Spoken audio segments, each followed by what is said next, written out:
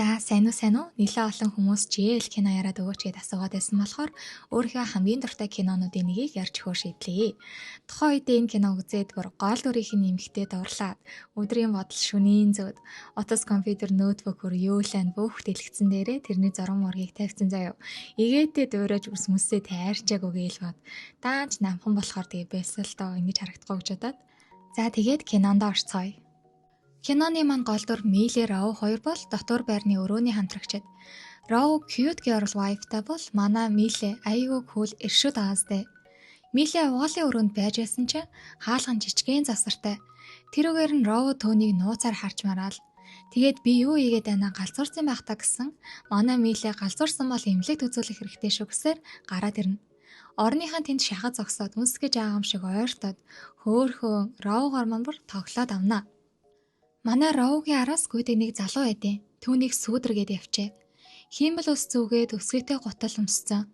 Түүнд өглөөний цайг нь өгөх гээд ирнэ. Тэгсэн тэдний дотор байрныхаа нэг охин гарч ирээд түүнийг харан юу хийж байгааг нь. Түүнийг хорлмаа гэд явчээ. Хорлмаагийн санаа сүүдэрт, сүүдрийн санаа Роуд, Роугийн санаа манай Милэд байхгүй юу? Хаалгаа онгоолгоод надаа хэрэггүй гэхэд авчгаалтаа өглөөний хичээлдээ явъя гэдэг. Тэднийг харсан хорлмоогийн уур нь буцалж уушгин сагсаад юм аастай. Роу маань хичээлдээ явахаар гарч ирэхэд сүүдэр хорлмоогийн зургийг даран зогсох ба Роуг харснаа зангаашуу туйргаад өөрөө зураг аав мав гэд хаяа явчихнаа. Хорлмоо гаднаас орж ирээд манай Роу тандан чи Милег ижил хөвстөн гэдгийг мэдхүү гэд асуухад чамд ямар хамаатай битээ энэ тэнд яриад яваад гинэ.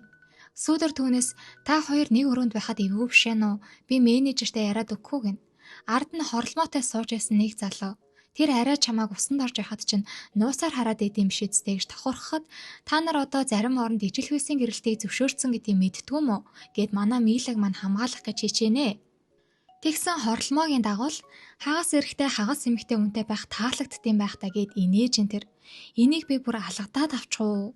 Тэгсэн Миле маань гаднаас орж ирэх ба манай хоёр бие биерүүгээ харц шидэстэй. Сүүдэр үдийн дараа хичээл байхгүй юм чинь надтай хамт үзэсгэлэн үзгээр явах уу гэхэд номын санд хийх ажил байгаа гэж гин. Хорлмоо араас нь би замтай хамт явах уу гэхэд бүр сонсоогоо царайлдаг наасан. Нөгөө нэг гунгасан нэг нь намайг тоохгүй гутлаач ирснийг нь би тоохгүй гэдг нь болоод байгаа мó хаашаа. Роуг маань сүүдэр баахан юм яриа залхаагаад байсанд босохдоо бүдрээд Милег минь алнаа. Ариун гээхээ гэдг нь болоод амаа хаашин тий. Роу маань номын сандаа ажиллаа хийж байна. Милег олж хараад харцаа унгастай. Зориуд түүний хажууд очиж шал угаасан чинь үнэртэй ус чинь чамд их зөгчээ. Сайхан үнэртэж байна гэд манай хүний сэтгэлийг савлуулаад хайна. Хорлмоо Роу хоёр маань овоо хөөрхөн хоорондоо ойлголцоод би бол сүүдэр дургүй тийм болохоор одоо шууд хэлнэ. Харин чи үлдснийг нь зохицуулаарай гэсээр сүүдрийн төрсөн өдөртөө тэр хоёр ирдэг. Хорлмооч сүүдрийг архиар шахаж Роугоос холдуулах ажлаа их сайн хийдэг. Тэгээд гэртээ харьлаа гэд гарсан араас нь сүүдэр дагаж гарч ирээд манай хүнийг үг хэлхийн завдалгүй хайртай дуртай ёстой аваа суучвал баярын нөлмснаас өөр нөлмс нүднээс ч унаахгүй барихгүй гинэ. Тэгсэн манай Роу бид хоёртай хөрөхгүй надад чамаа гэх ямар ч мэдрэмж байхгүй гэсэн чинь надад байгаа энтергээ дайраад эдээ байдал бүр хурцтаад Миле маань ирчихсэн тэр хоёрыг харж байснаа ирээ сүүдрийг зүгээр нялга заяа. Тэгээд манай хоёр байрандаа ирчихсэн Роу маань түүнд баярлалтаа хэлээл үсээ хатаах гэсэн сэнс нь олддгоо. Миле өөрийнхөө сэнсээр үсийг нь хатааж өгөөл арманчиг. Миле сүүдэр олон хэдэн хүмүүс сагс тоглож агаад Милег маань түлхээд унгаачдээ.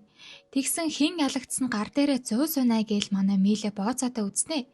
Сүүдэр л ялагдсан штэ. Манай Роу бүр Милегээр өвчлөөд өдрийн бодол шөнийн зүүдэндээ хүртэл нүгэлтэй юм зүүдэлж байгаа юм чам. Роу маань миний 100 жилийн эсрэг хүснээс санагтаг амьдрал өвгөр дуусах гэж юу ухаантай бай гээл өөртөө яриад байжсэн Милегийн сагс тоглож байгааг хараад тэр бодол нь шууд сарнаа алга болж байгаа юм чам. Сүүдэр дахиад Роуд сэтгэлээ илчлээд нөгөөх нь нөө гэсэн чи балиар юм хүч хэрэглэх гээд тэгсэн Миле гарч ирээд тэр бол минийх гээл нүдэн дээр нь үнсээ тайчхан шүү дээ. Манай хоёр их ойр дотн байгаад байсанд сүүдэр тэднийг харж тэсгүй Милег дуудаад хоёулаа үзье ялагдсан Роугийн амьдралаас зайлшуулгин. Тэгээ сагс тоглосон сүүдэр бохор аргаар тоглоод түүнийг түлхээд унгаачихнаа. Чи ялагдсан шүү гээл замналтай гихчин яваад өгнө. Манай хоёр улам дотн болоод хамтдаа унтна, хичээл дээрээ нууцаар хөтлөлцөж суун, гадуур балзан, номын санд нууцаар үнсэлцээл, цаг мөчүүдийг жаргалтай гэгч нь өнгөрөөж байхад сүүдэр гэж балер манай хоёрыг нууцаар дааж зургийг нь дараастай. Тэгсэн тэр зургуудыг нь хэвлэж гаргаад сургуулийн гадуур нэг тараачт юм да. Ард урдуур нь бөөн л яриа. Миля маань нөгөө зургуудаа барьсаар сүүдэр дээр ирэхэд тийм би хийсэ яасэ гэд манай хоёр бүр үзэж тарна. Тэгээд сургалтын менежер дээрээ хойлоо дуудаж ирэх ба сүүдрийг ийм зүйл хийж хүний эрхэнд таалтлаа. Харин Милэг эмэгтэй байж ийм зүйл хийгээд явахаас ичдгүүмүү гээл загнана. Тэгээд Милекийн өрөөг сольж манай хоёрыг тустай бай гэдэг. Миле дээр нэг улаан пальтотой хүүхэн ирээд шууд тэврээд авдээ. Сүүдэр тэднийг хараад шууд зураг бичлэгийг нь тараастай. Сүүдэр надад харуулхан байна Милетэй холбоотой гэсээр Роу дээр ирэн тэдний бичлэгийг харуулна. Миле рүү залгасан утсаа авахгүй. Түүнийг хүлээгээ цамхаараа хараа зогсож байсан Миле ирэх ба улаан пальтод чинь Милег тэвэрхийг нь өөрийн нүдээр харчихдаг. Өрөөндөө орж ирэхэд Роу маань гомдсон болохоор буруу хараад ивтнэ. Милетэй өрөөгөө солих охин араас нь орж ирээд шөндөө миний өрөөнд хоноод өдөртөө Роутай энд байж байхгүй гэсэн Роу хэрэггүй чи эндээ бай гэд нөгөө охинд хэлдэг. Тэгээд Миле маань гомдоод яваад өгнө. За тэгэхээр энэ хүүхэн хинбэ гэхээр Милегийн X. Сүүдэр тэр хоёр хуйлдаад Миле Роу хоёрыг салахгаар шийдсэн байвал яах вэ?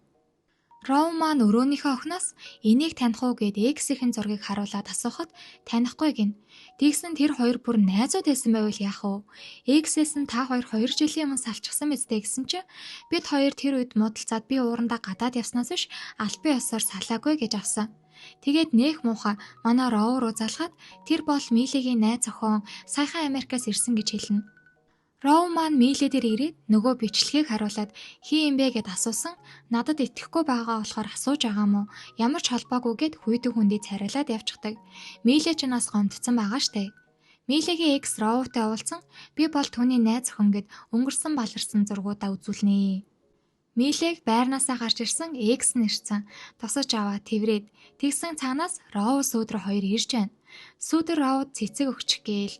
Тэгсэн бүр наан нь хорлмоо болон түүний дагуул байж байдаг насан.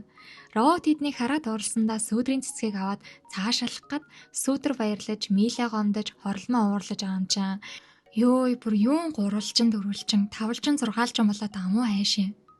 Хорлмоо болон түүний дагуул сүүдрээс Роуг салгахын тулд нэг залууг танилцуулахаар аваад ирэх ба тэр нь манай хүний мөрөн дээр нь гар мараа тавиад байна.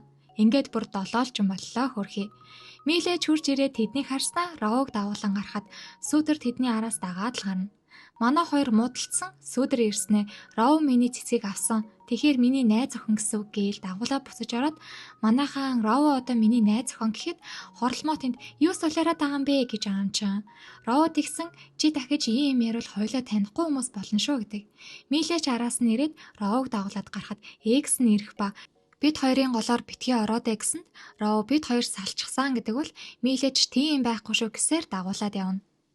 Тэгсэн нөгөө гайтай X чинь осол гаргацсан гэд Милег дуудаад Миле Роуд ээж өвдсөн гэж худлаа яриад X дээр очисон өнөөх нь дууг нь хураачихнаа.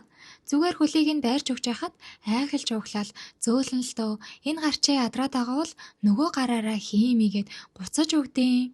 Роу маань үүнийг сонсоод ямар л олиг байх вэ? Сүүдэр хурч ирээд түүнийг байхгүйд би хань олъё.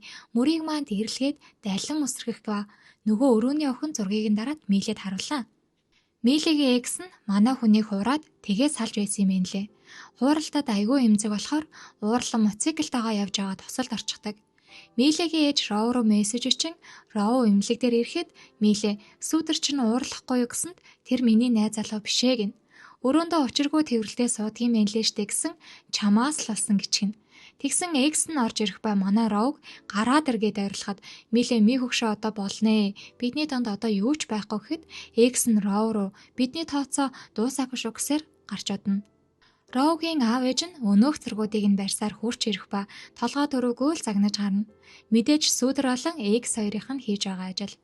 Ээж аав нь сургалтын менежертэй уулзсан Милег сургуулаас хөө гэд бөө юм болно. Миле тэдэн дээр ирэхэд ээж нь түүн рүү дайрч гарсан Роу маань болооч гэхэд Роуг маань алгадаад авах ба түүнтэй дахиж харьцуул чи миний охин биш болно шүү гэхэд Роу маань уйлсаар гарч явах ба Миле түүнийг хайсаар өрөөнд нь ирэхэд байхгүй.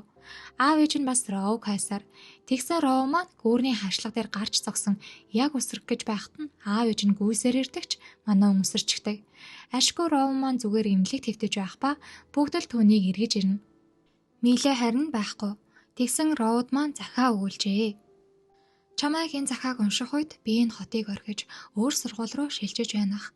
Битгий уйлаарай. Чамайг уншиж эхлээл явж байгааг чинь би мэдэж байна. Уншиж дуусах хүртлээр битгий уйлаарай за. Үнэндээ бол би чамаас холдмооргүй байна. Чамтай анх уулзах үед надад ийм хөрхөн охин урд нь байна гэж үгээд бодогдсон. Би чамтай уулзраад бодож эхэлсэн. Амьдралаа шинээр эхлүүлэхийн тулд юу хийх хэрэгтэй вэ гэж. Тэгээд би айсан. Чамайг алдахгүй гэхээс. Хүмүүс бидний хайрыг нураах вэ гэхээс. Бид хамтдаа алхаж жижиг зүйлсийг ч хамт хийж, хамт унтаж, ярилцаж бид яг л нэг хүн шиг болсон. Гэвч би одоо чамайг орхих ёстой. Биднийг ил гаргах үед би юунаас ч зүхтаагаагүй. Зөвхөн чамайг шархлах вэ гэхээс айсан. Миний эцэг их намайг зөвшөөрсөн ч танайх өөр. Би тэднийг эсэргүүцэж чадахгүй. Учир нь тэд чамд маш их хайртай. Магадгүй чи энгийн хүнтэй өрхвөл би дэмжих болно. Учир нь Роу би чамд маш их хайртай гэсэн байдаг. Ингээд Роу маань захиагаа уншин асгартлаа уйлсаар энэхүү кино маань дуусаж байна. Бичлэг маань таалагдсан бол лайк, саб дарж, комент бичгээ битгий мартаарай. Баярлалаа.